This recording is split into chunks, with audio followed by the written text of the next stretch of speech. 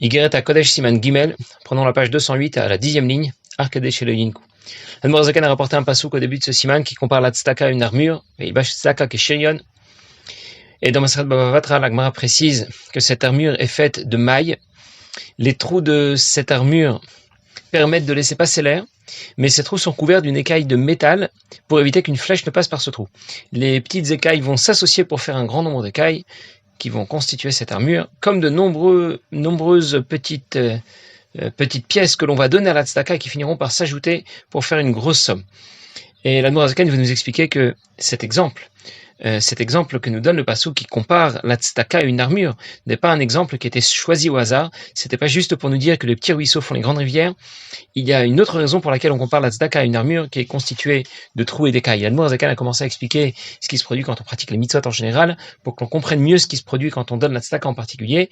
Quand on pratique les mitzvot, on déclenche la révélation d'un flux divin supérieur, une lumière divine qui procède de Ein Sof, qui dépasse la création, que l'on appelle Sovev. Or, Sovev a bouleversé l'ensemble du système, celui des Sphirot, celui des Neshamot, qui au départ ne reçoit qu'une énergie limitée, adaptée et intégrable à la création, que l'on a appelé Mémalé. Mais dans ce monde, je ne vois pas l'impact des mitzvot. Je dois savoir qu'un jour viendra où le résultat de la pratique des mitzvot se révélera aussi dans notre monde, et pas seulement dans le monde spirituel qui sont supérieurs au nôtre. Mais pour l'instant, l'impact des mitzvot n'apparaît pas dans ce monde. C'est vrai pour les mitzvot en général, sauf pour la mitzvah de tzedaka. L'impact de la tzedaka se fera sentir jusqu'à notre monde. Celui qui pratique les mitzvot n'obtient pas dans ce monde une avance sur salaire, il obtient seulement dans ce monde l'amélioration de ses conditions de travail. Par contre, la tzedaka permet d'obtenir dans ce monde une avance sur salaire, tout en gardant le salaire intact. Le capital reste intact, et pas seulement l'amélioration des conditions de travail. La lumière divine que l'on révèle quand on pratique les mitzvot est supérieure à Memal et Pnimi, elle est du rang de Sovev, Makif. Cette lumière supérieure va atteindre les Sphirot, mais pas notre monde matériel. Cette lumière supérieure ne passera pas la barrière des Sphirot, comme l'air ne passerait pas au travers d'une armure hermétique. Par contre, la mitzvah de tzedaka est différente. La lumière divine que l'on révèle quand on donne la tzedaka est supérieure à Memalé. Elle est du rang de Sovev, et cette fois, la lumière va traverser la barrière des Sphirot pour atteindre notre monde matériel, comme l'air qui passerait au travers d'une armure percée. On imagine alors que les conséquences seront énormes et extraordinaires. La mitzvah de tzedaka aura des conséquences matérielles dans notre monde physique, alors que ça ne devrait pas être possible, parce qu'il y a un décalage énorme entre notre monde matériel et Sovev. Ce décalage est énorme avec la lumière infinie que révèle la tzedaka, que révèle la mitzvah de tzedaka.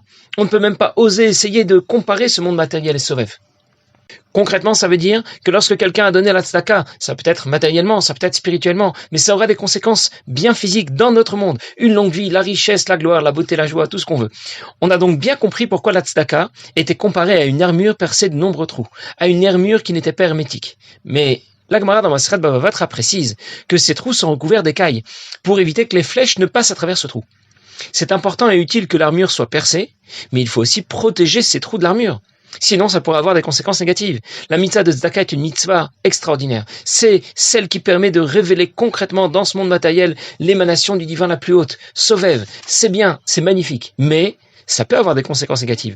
Parce que quand tout va bien, on risque de ne plus trop penser à Kadosh Baruch Hu. On risque même de l'abandonner. C'est ce qu'on appelle dans l'expression de la Chassidoute, Yenikat Achitzonim. Le mal essaye de se brancher, de détourner dans sa direction ce surplus de lumière. Il y a un passage qui dit dans Kohelet, Osher Shamur Livalav Leraato. La richesse est gardée à son propriétaire pour son mal. Quand quelqu'un devient riche, c'est pour son mal. La richesse, ça nous semble être une bonne chose. Mais Shlomo HaMelech n'a pas l'air d'être d'accord. Être riche, c'est pas facile. Pas que c'est pas facile de devenir riche. C'est pas facile d'être riche et de rester un juif pratiquant. Un juif qui va s'investir dans la Torah, dans la Tfila, dans les Miftsaïm, qui va chercher à guider les autres juifs sur le bon chemin, sur le chemin de Torah et Mitzvot. La richesse peut très vite donner plus de volume et de force à notre ego. Et si notre ego est trop puissant, la porte s'ouvre vers toutes les dérives.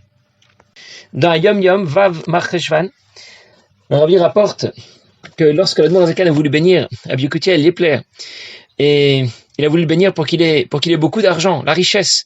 Eh bien, Rabbi Yekutiel Yepler a dit que ça ne l'intéressait pas, qu'il ne voulait pas que la richesse vienne perturber son investissement dans l'étude de la Chassidoute et dans Avodat HaTfila. Quand il a voulu le bénir pour qu'il obtienne une longue vie, alors Rabbi Yekutiel Yepler lui a dit, oui, une longue vie, ça peut être quelque chose de bien, mais pas s'il s'agit de la vie d'un paysan, de quelqu'un qui ne voit pas le divin, qui n'entend pas le divin. Et l'Admor Zaken va nous expliquer tout de suite que c'est pour cette raison que la Gemara rapportait que la tzedaka était comparée à une armure qui était faite de trous recouverts d'écailles, pour dire que, en même temps, il n'y aura aucune conséquence négative à tout le bien, à toutes les bénédictions que la mitzvah de tzedaka peut nous apporter dans ce monde. Alors dans les mots,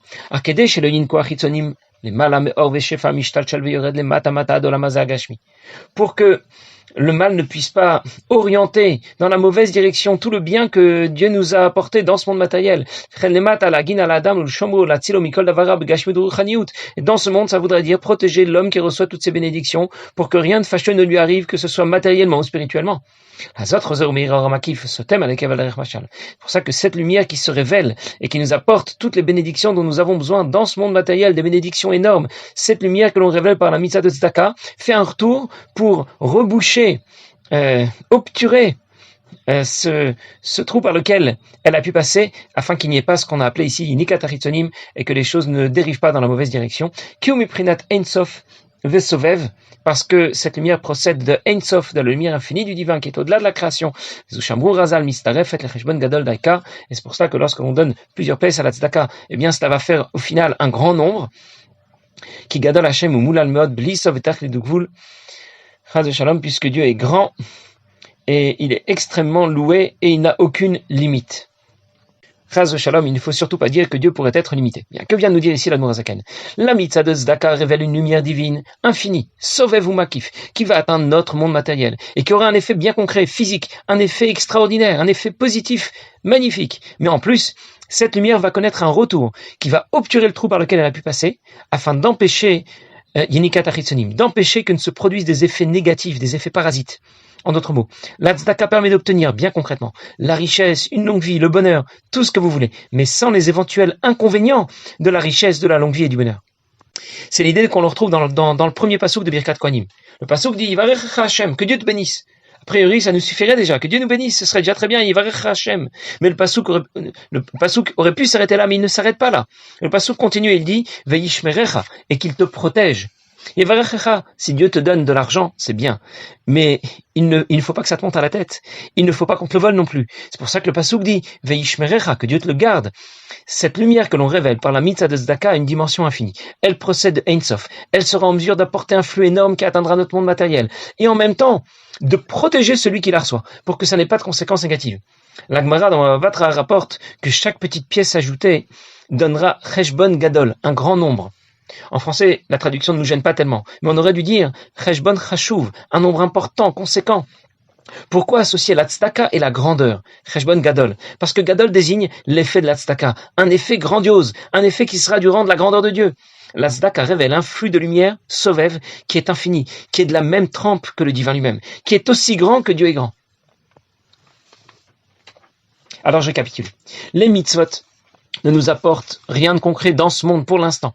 La tzedaka nous apporte un bien concret dans ce monde physique, un bien concret du rang du divin qui est infini, un bien concret qui prend l'adjectif gadol, grand.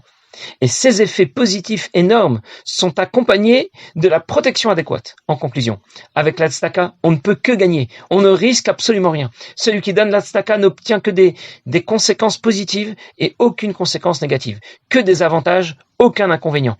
Et cette protection qu'apporte la tzedaka est exclusive. Il y a bien sûr d'autres mitzvot pour lesquels on obtient ce que l'on a appelé la dernière fois perotem bolamazé. On obtient les intérêts de notre capital déjà dans ce monde. Comme par exemple la mitzvah de Kibud Avaim. Pourquoi la mitzvah de Kibud Avaim est une mitzvah pour laquelle la Torah nous dit pour que ta vie s'allonge. Parce qu'en général la mitzvah de Kibud Avaim c'est une mitzvah qui demande du temps, qui demande de s'y investir. Et spécialement quand nos parents deviennent plus âgés, alors il faut qu'on s'occupe de davantage et ça nous demande un peu plus de temps. Alors Dieu nous promet que le que ce temps n'est pas perdu, ce temps est un temps que l'on va nous rendre. Et c'est une mitzvah donc qui permet d'obtenir une longue vie. Mais une longue vie, c'est pas toujours positif. Ça dépend de ce qu'on fait dans la vie, ça dépend de ce qu'on fait de ces jours que l'on a obtenus.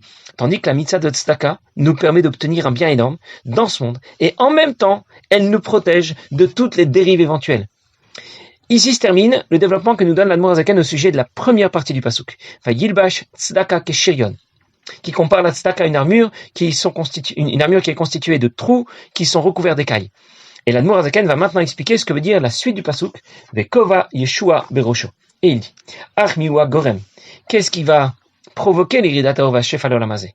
la descente de cette lumière extraordinaire vers notre monde matériel à Gashmi, mi Yud Sfirot Anikrem Gufa, depuis les 10 Sfirot que l'on a comparé la dernière fois encore. Huayehudanal, c'est la fusion entre cette lumière infinie et celle qui est intégrable à la création. Shitosef et Arav Ashpa Miprinat Ensof, Orensof Amatzil Ayen Baruchu, c'est ce flux de lumière qui provient de ce qui précède le monde de Hatzilut, de la lumière divine qui est infinie et qui précède le monde de Hatzilut, et qui dépasse de très loin la lumière qui intègre déjà la création, le monde de Hatzilut et le reste du système, du Seder Ishtashelut.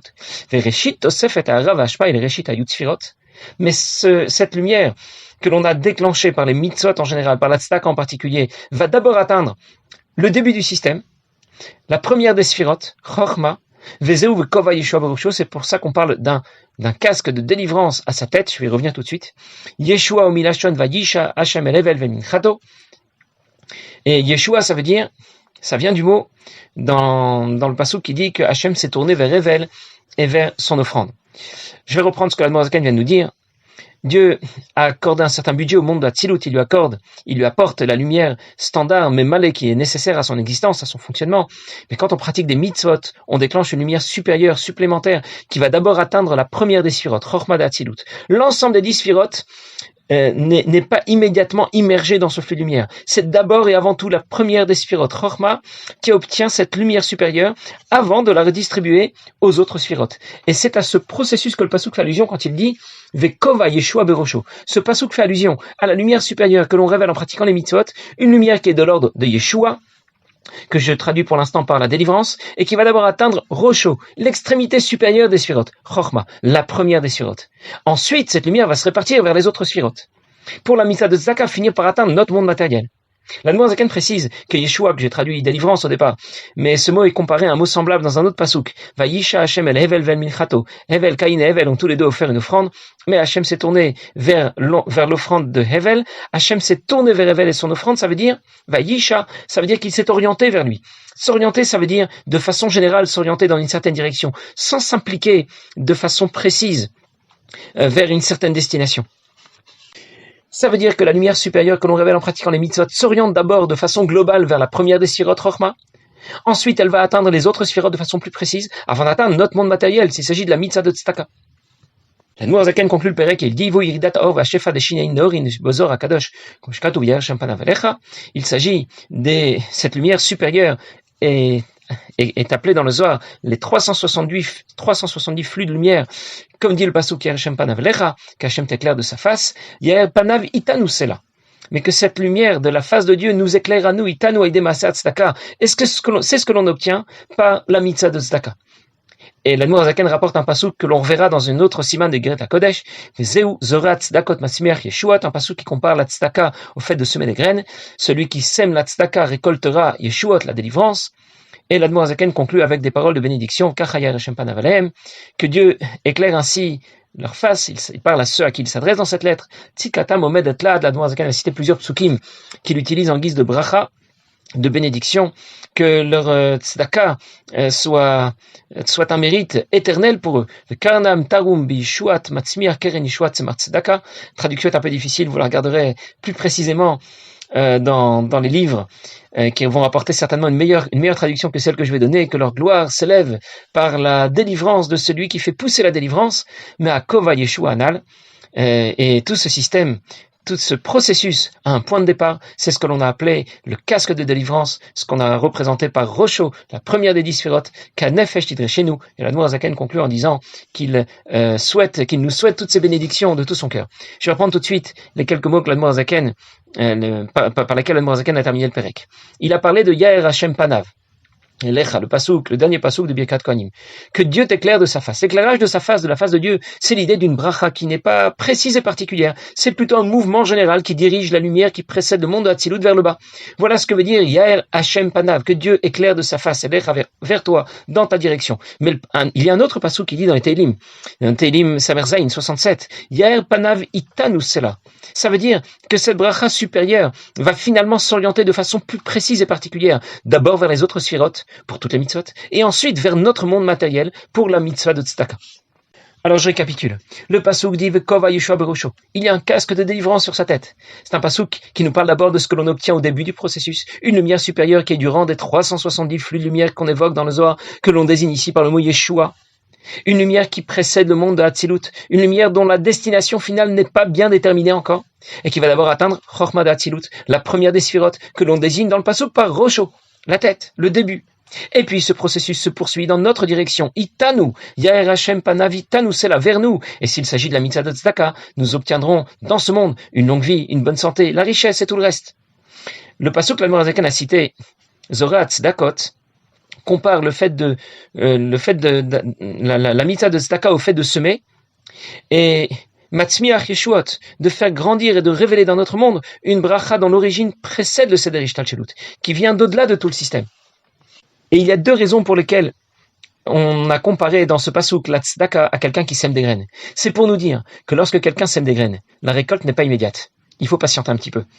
Et deuxièmement, même si la graine est petite, elle pourra faire pousser de grands arbres, pleins de feuilles et de beaux fruits. Et bien de la même manière, quand on donne la tzedaka, on obtient une bénédiction exceptionnelle, concrète. Mais il faut parfois patienter un peu. Et même si l'on n'a pas fait un effort énorme pour donner la tzedaka, les conséquences, les effets de cette mitzvah seront énormes. Les derniers mots de l'Admor HaZaken que Nefesh Tidreshe nous font allusion à un pasouk dans Echa qui dit Tov Hashem lechol kovav, Hashem est bon avec tous ceux qui espèrent en lui, les Nefesh Tidreshenu, à celui qui le recherche. Ça veut dire qu'a priori, Akadosh Baruch Hu est bon avec celui qui le recherche, avec quelqu'un de particulier. Pourtant, il y a un autre pasouk qui dit Tov Hashem lakol, que Dieu est bon avec tout le monde. Alors décide, Dieu est bon avec tout le monde ou seulement avec certaines personnes en particulier? Et on donne l'exemple de quelqu'un qui arrose son champ. Il arrose son champ et donc on a vraiment l'impression que tout ce qui se trouve dans son champ, tout ce qui se trouve dans son champ l'intéresse. Par contre, quand on va voir qu'il va cercler ou bêcher autour de certains plants de vignes, certains plants de tomates, c'est là qu'on s'aperçoit qu'il a une attention, que l'agriculteur a une attention particulière pour ses plants de vignes, pour ses plants de tomates. On avait l'impression que c'est l'ensemble de ce qui pousse dans son champ qui l'intéresse. Tov Hashem lakol. Mais en réalité, ce qui l'intéresse vraiment, ce sont ses plants de vignes et ses tomates. Ça veut dire en d'autres mots que celui qui donne la tzedaka va bénéficier d'une attention particulière d'Akadosh Baruch Hu, les Nefesh Tidreshenu, alors que celui qui va pratiquer l'ensemble des autres mitzvot ne va pas bénéficier de cette attention particulière. Tov Hashem lakol.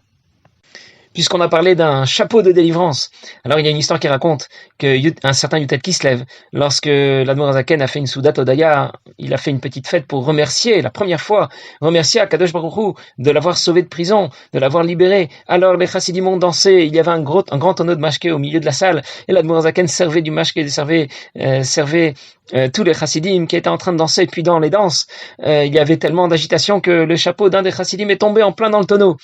Et le chassid n'a même pas considéré ce qui était arrivé. Il a récupéré son chapeau plein de mashké, et plein de vodka, et il l'a mis sur sa tête. Il s'est retrouvé trempé, et ça l'a absolument pas démonté. Il a continué à danser. L'Admor HaZaken a souri, et il a dit Vekova Yeshua Berosho, le passouk que nous avons cité aujourd'hui. Et cette année-là, notre chassid a eu une année exceptionnelle. Il s'est enrichi de façon exceptionnelle. Alors l'année suivante, il y a un chassid qui avait observé toute cette histoire et qui a voulu essayer. Il a aussi voulu faire tomber son chapeau dans le mashké, le mettre sur sa tête, mais pour lui ça n'avait pas fonctionné. Bien, passez une bonne journée.